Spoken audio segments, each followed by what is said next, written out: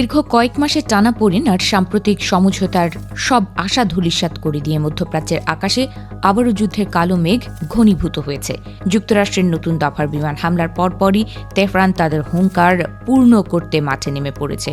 পারস্য উপসাগরের শান্ত উপকূল থেকে শুরু করে কাতারের মরুভূমি, সর্বত্রই এখন প্রতিধ্বনিত হচ্ছে ব্যালিস্টিক মিসাইলের বিকট গর্জন।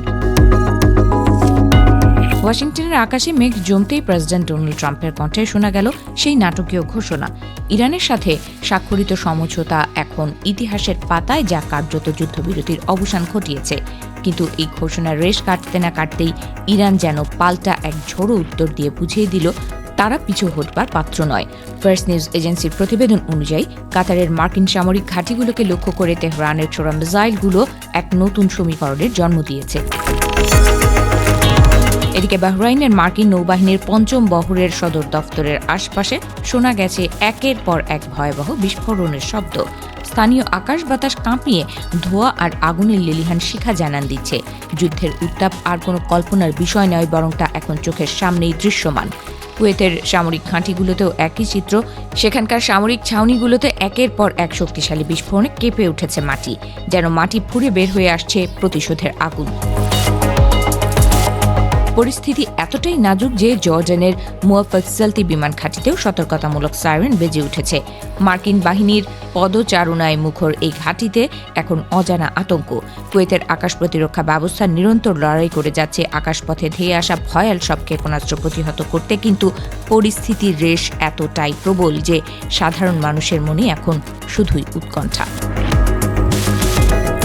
আগ্রাসনেরই দাবানল জ্বলে উঠেছে ইরানের চাবাহার বন্দরের ওপর মার্কিন হামলার পরপরই। সমুদ্রের বুকে ভাসমান বাণিজ্যিক জাহাজের নিরাপত্তা নিশ্চিত করার নামে যে সামরিক মহড়া শুরু হয়েছিল তা এখন রূপ নিয়েছে পূর্ণাঙ্গ এক দ্বন্দ্বে। ইরানের ইমাম আলী হাসপাতাল এবং বন্দর অবকাঠামোর উপর আঘাত সরাসরি যুদ্ধের নতুন অধ্যায় রচনা করেছে। তেহরানের ভাষ্যমতে এটি তাদের সার্বভৌমত্বের ওপর চরম আঘাত, যার জবাব তারা কঠোরভাবেই দেবে। কাতারের নিরাপত্তার চিত্রটিও আজ চরম উদ্বেগজনক। রাজপথে জনশূন্য পরিবেশ আর সরকারি সতর্কবার্তায় সাধারণ মানুষের ঘরে থাকার নির্দেশ জানান দিচ্ছে যুদ্ধের ভয়াবহতা কতটা আসন্ন। বাহরাইন আর কুয়েতের আকাশে বাতাসে বাজছে সতর্কবার্তা, যা একসময় কূটনৈতিক টেবিলের আলোচনার পরিবর্তে এখন সামরিক রণক্ষেত্রে রূপ নিয়েছে। তেহরানের নিরাপত্তা মহলের হুঁশিয়ারি যেন এক চিরস্থায়ী বার্তায় পরিণত হয়েছে। প্রতিটি আঘাতের জবাব দেওয়া হবে তার চেয়েও বহু গুণ শক্তিতে। তাদের দাবি, যদি বৈশ্বিক জ্বালানি বাজারের স্থিতিশীলতা নষ্ট করতে হয় তবে ইরান তাতেই রাজি। সমঝোতার সেই টেবিল এখন অতীত, এখন সময় শুধু ক্ষেপণাস্ত্রের হিসাব মেলাবার।